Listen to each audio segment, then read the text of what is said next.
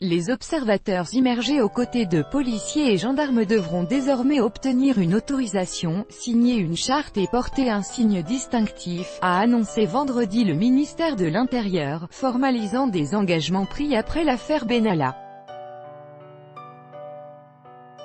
Ces instructions, d'application immédiate, reprennent les conclusions d'un rapport de la police des polices remis la semaine dernière au ministre Gérard Collomb à la suite du scandale créé par les violences commises par l'ex-collaborateur d'Emmanuel Macron Alexandre Benalla aux côtés des forces de l'ordre lors de la manifestation du 1er mai.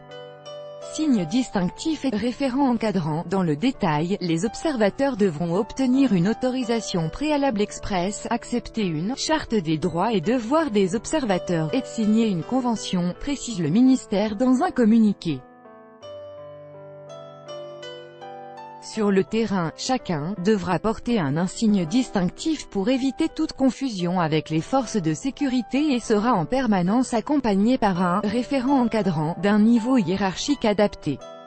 Côté forces de l'ordre, chaque directeur devra formaliser, dans une note écrite, les modalités d'accueil des observateurs, selon ces nouvelles directives qui ont été transmises aux directeurs généraux de la police nationale et de la gendarmerie ainsi qu'au préfet de police de Paris.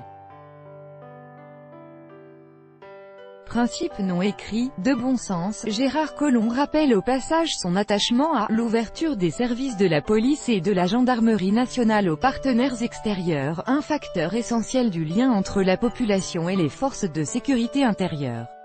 L'accueil d'observateurs n'avait jusqu'à présent jamais fait l'objet d'une instruction générale mais relevait principalement de quelques principes non écrits, de bon sens, avait récemment rappelé le ministre.